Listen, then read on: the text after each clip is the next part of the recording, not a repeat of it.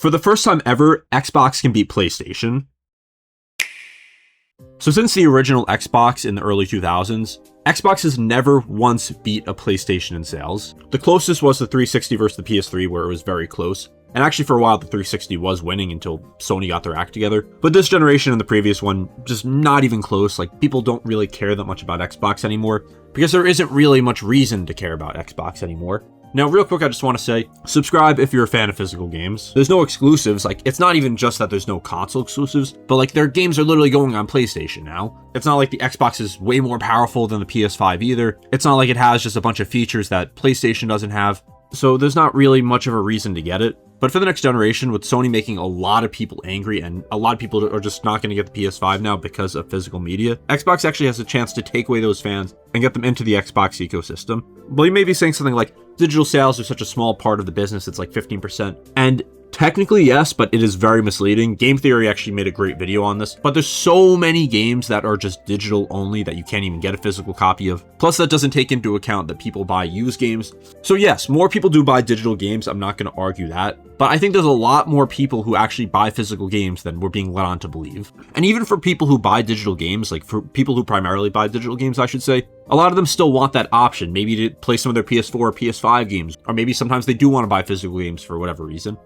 So Sony is just complete PR disaster. Like, literally go to any of their posts in like last month whenever they made the announcement, and every comment you're going to see is going to be about physical games. So Xbox, their next console, Project Helix, we really don't know anything about it, but there's a lot of rumors now. And you also got to think that Xbox is seeing all this. I promise you, Xbox sees all the pushback on this, and they know they've always been like the little brother to PlayStation. Like, they've never come close besides the 360 and PS3 to beating Sony. So if they came in now and said, Project Helix will have physical games, we're going to continue supporting physical games, that's great PR for them. A lot of people from PlayStation will move on to Xbox. And is that enough to guarantee a win? No, obviously not. There's a lot of loyal PlayStation fans who will buy their console no matter what. But not only do you get a lot of people on board with Xbox who were previously PlayStation fans, but then those people are going to talk good about Xbox. Then that can lead to more people getting on Xbox. Because at this point, what does Xbox have to lose with trying this? Like, yeah, you're going to make less money from games themselves because you're making more from digital games. But think about how many millions of people would buy an Xbox just because they're supporting physical games. And then this could also set up Xbox for future generations. Like, if we go back to the 90s with the Nintendo 64 and PlayStation, Nintendo was the console. Like yeah, there was Sega, but Nintendo was the biggest player in the gaming industry. But then the PlayStation came out and it had disc, and then that led to a lot of third-party developers switching to PlayStation. So Nintendo may have seemed invincible then, but it took them a lot of time after that to really find their footing. Like, really, the Nintendo 64 wasn't a mega hit. Like, it wasn't a flop, but it sold way less than PlayStation. GameCube was pretty much a flop. Then took until the Wii came out 10 years after the Nintendo 64, where they finally differentiated themselves and started competing that way. So no, Sony and PlayStation is not invincible. And we saw it again, like I mentioned, with the PS3, where the PS3 launched at $600, and people just didn't want to spend that on a console at the time. So a lot of people bought the 360, and then eventually the PS3 lowered in price. It got a lot of great exclusives, and it caught up at the end.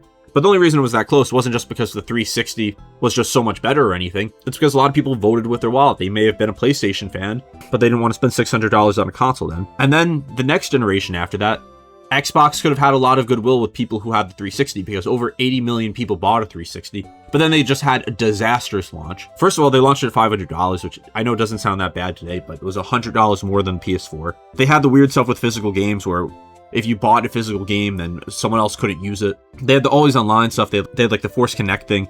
So they lost pretty much all that goodwill from the previous generation. And Sony saw that, took advantage of it, and easily won that generation. So then with the PS5 and Xbox Series X, all of that kind of carried over, and Xbox kind of just kept shooting themselves in the foot. They got rid of console exclusives. They started really pushing Game Pass, but then raising the price of that. And there's just really no reason to get an Xbox, especially if you have a PC. Like PS5, you could say the same thing because a lot of their games are now on PC, but there's so many more PlayStation fans that we're just going to stick with PlayStation because there's no reason to switch to Xbox. So now with the next generation, with Sony getting rid of all this goodwill, Xbox, if they're smart, can say, we're still making physical games. If you still want to own your games, then buy an Xbox. Like, I didn't care to get an Xbox Series X. I got a PS5 pretty early on, like a month after it came out. And I would have been ready to get the PS6 if it had disc, but now since they don't have that, I'm very open to getting an Xbox if they do this. If Microsoft comes out and says the Xbox Project Helix, whatever it's going to be called, will not have a disc drive or will not support physical games, I have no reason to get that. I'm just switching to PC at that point. And yeah, you could say, well, you don't own the games on PC either. And yeah, that's true. That sucks. That's awful for the gaming industry, but at least the game prices are going to be cheaper on PC because there's not a monopoly. Plus, PC is objectively better than console. Like, the only reason I still play games on console, like on PS5, is because I just buy physical games, and because all my friends had a PlayStation, so it's just easy to go in parties. Plus I like playing on a TV. But now where I'm playing less and less console games with friends, like as I'm in my 20s now compared to when the PS4 came out when I was a kid, like I'm not in PS5 parties as much with friends. Like, actually now, most of my friends I still play video games with are on Steam. And also, I don't hate playing games on a monitor or anything. And there are ways to hook it up to a TV, so if I have to do that, I'll do it. And also, pricing has always been a thing. Like, the PS5 launched at $500. A good PC then would run you over $1,000. And yes, PCs are more expensive now. Like, you're going to be spending $1,500 probably to get a decent PC.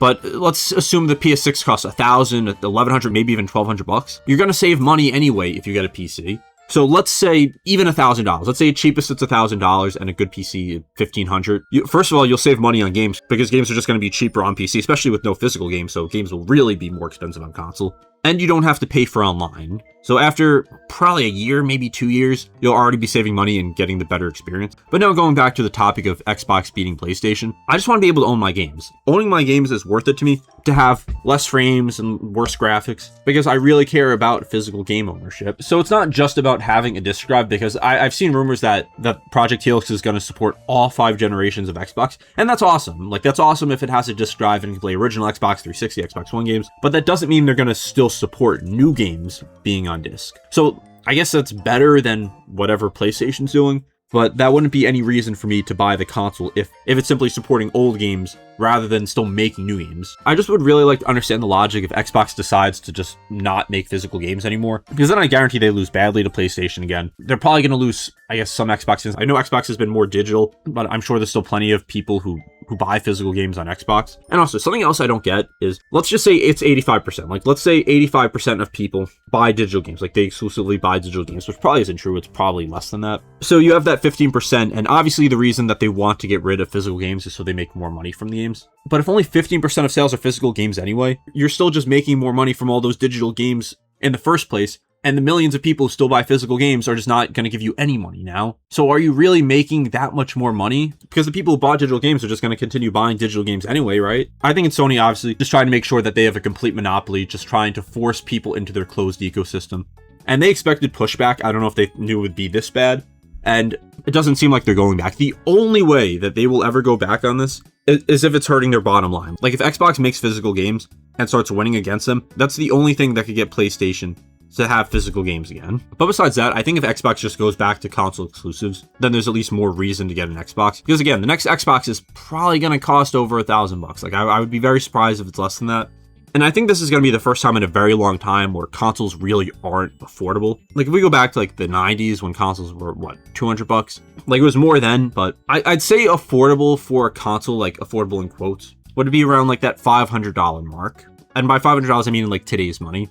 Like the PS5 and Series X being $500. Like yeah, with inflation, it was more than 2020, but that was a $100 increase from the previous generation that started 7 years before. So this would probably be the biggest jump we've seen in console prices. So launching at $500, the previous generation, and then the next generation probably being $1,000. So doubling in price from where that began. Plus, I think this is the first time that console prices have actually went up during a generation. Remember with the PS4 and Xbox One, like how much prices went down? Like the PS4 launched at $400. Then 3 years later, the PS4 Pro launched at $400. And then by like 2020, you could buy PS4s for like $200 to $300, like probably even less, honestly. And now we are 6 years into this generation, and console prices have only went up. Like now, what, a PS5 goes for what, $650?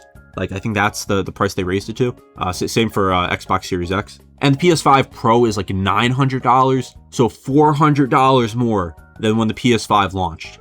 Like, that's just insane to me. Like, the difference between that, $400, was how much the PS4 and the PS4 Pro both cost when they came out, respectively. I know the excuses that they make, the tariffs, that the memory shortage, all those things, and some of the excuses aren't, I guess, total excuses where they don't make sense. Like, yeah, prices are going up. Are they trying to take advantage? But also at this point, most people have already bought these consoles that wanted them. But for the next generation, I'm just really curious, like, what the market is going to be for these consoles if they're over $1,000. Because a lot of people at that point are going to switch to PC. A lot of those people are just not going to buy those consoles at that price. A lot of people actually might buy a Switch too, because The Switch 2 is $500, and yeah, it's going up a little bit. But I feel like spending $500 on a console is a much easier pill to swallow than spending over $1,000. That's like with the Steam machine. I'm not exactly sure who that is marketed to, because if you spend a few $100s more, you could get a good PC. Like that's significantly more powerful. And apparently, I think the Steam machine was actually supposed to launch at like $700 or something, but the prices were forced to go up. I just think it's a very rough time for the gaming industry, just with how expensive everything is getting. And it's not like the games are actually getting that much more expensive. So yeah, there's games that are getting more expensive, but most of the games are still $70 when 25 years ago, games were $60. And yeah, we're starting to see some $80 games now, but it's still not commonplace. Plus, these games are, for the most part, are easier to get a little cheaper after time.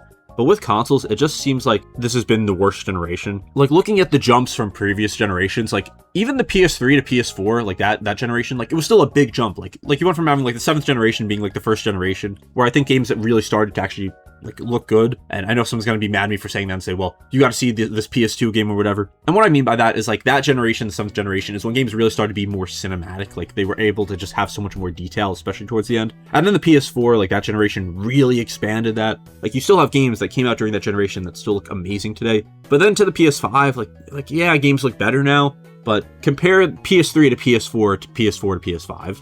Like yeah, the lighting's better textures, but it's the law of diminishing returns. And really the big thing about this generation compared to the last is more games just have higher frame rates, games load faster. It's more like kind of behind the scenes stuff. I don't know if that's the right phrase for it. So I know I've kind of went off topic. So my point is the next generation is going to be a very tough sell. Even for PlayStation, I think it's going to be a tough sell. Like you have your PlayStation loyalists who are going to buy it no matter what. But I think a lot of families are just not going to spend that money on a console. Like in previous generations, like spending $300, $400 on a console, like that could be a good Christmas gift. It can maybe even be like a special birthday gift or something. But $1,000 more, especially in a bad economy, that is just a really tough sell. So if you're Xbox, you got to be looking at all this and be like, okay, we have to price it this high for whatever reason. We already see the backlash Sony's getting. If we want a chance to compete in this generation, we have to keep physical games. We have to keep making them. Yes, we'll make less money from physical game sales, but we'll give more people a reason to actually buy our console. So with Xbox making changes now, especially with the new CEO, like we got to see what she does.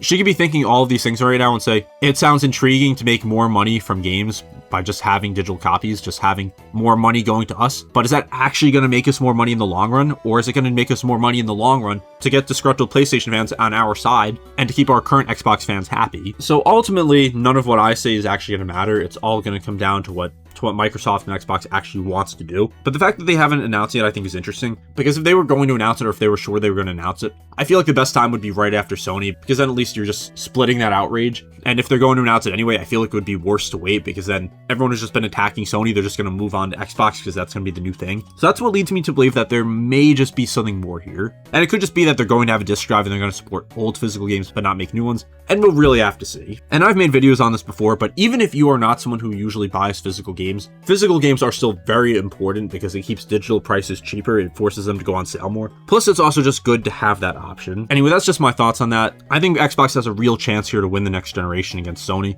but ultimately the ball's in their own court. Now, if you enjoy this, I make a lot of other videos like this, so be sure to subscribe and join my Discord, and I'll see you next time.